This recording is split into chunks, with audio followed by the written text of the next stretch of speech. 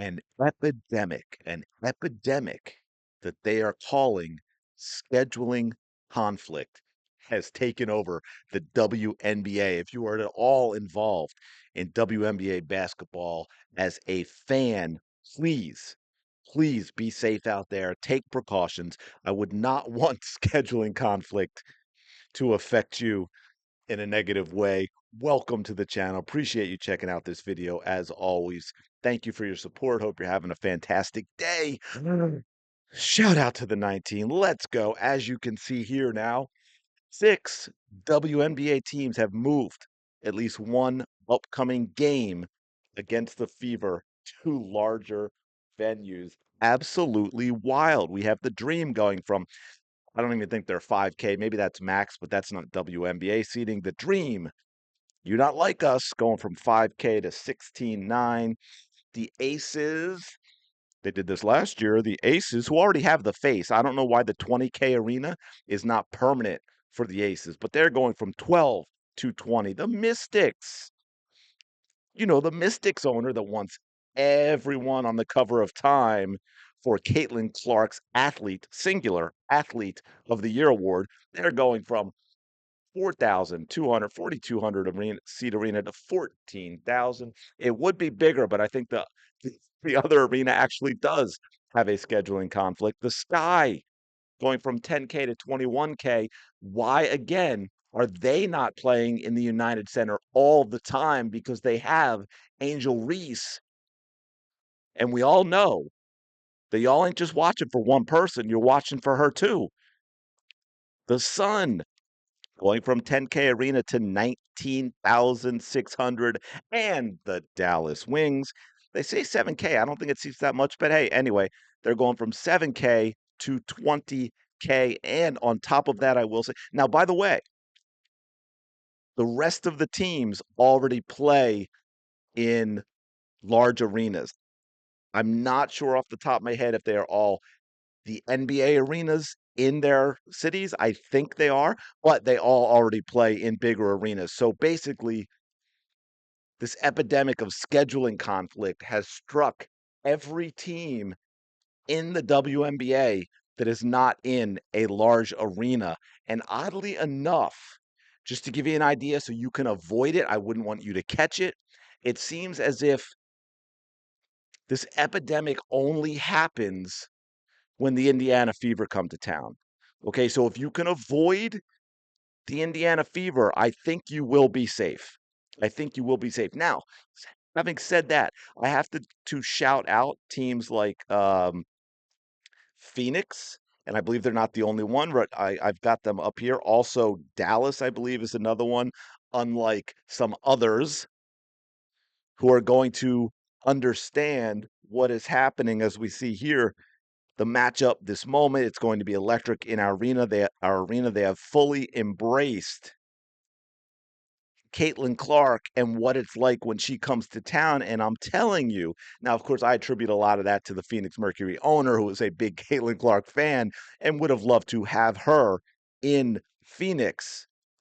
So I'm sure that plays part of it. Here you can say last year there were 17,071 people in our house to see Phoenix versus Indiana. This year, you have two chances to see Caitlin Clark in the desert taking on the Mercury. Step right up to see the show.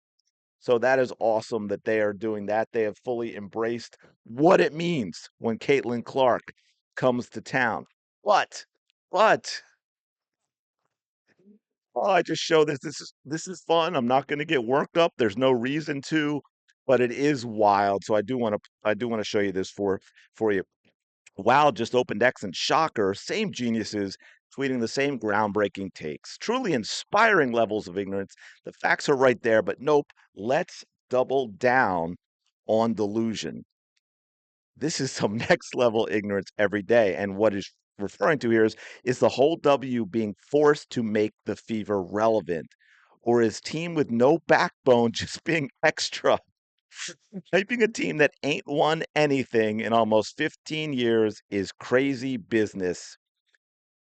So much hate. This is absolutely wild.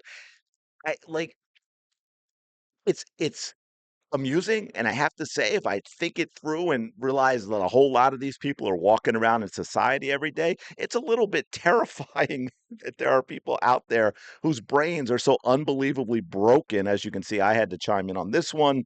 I try not to get sucked into these things, but every once in a while I can't help it. Ticket demands are so high when Indiana comes to town that they're moving the games to larger venues in order to cash grab more gate sales. It would be negligent not to do so, 100%. But you can't fix stupid because whether you like it or not, they're still the most popular team. They are relevant enough to sell tickets, and the league needs money to keep going. They aren't, though, and never have been. All the teams are selling tickets. Craziest crap is why didn't the Fever sell out their season tickets? Yet teams like the Aces, Atlanta, etc. have. The league is rich. AF, they just aren't paying the players. There's an inorganic push of the Fever. I agree. And it's going to show up on the court with the refs too. But this one is we're assuming Paige on the wings and that girl from Indiana. So this makes sense. Yes, we're going to make this about Paige Beckers, my friends. It is not about Caitlin Clark at all. It just happens to be all the teams in the W who play in a small arena have scheduling conflict affecting them, and they need to move the games so that their fans don't catch scheduling conflict.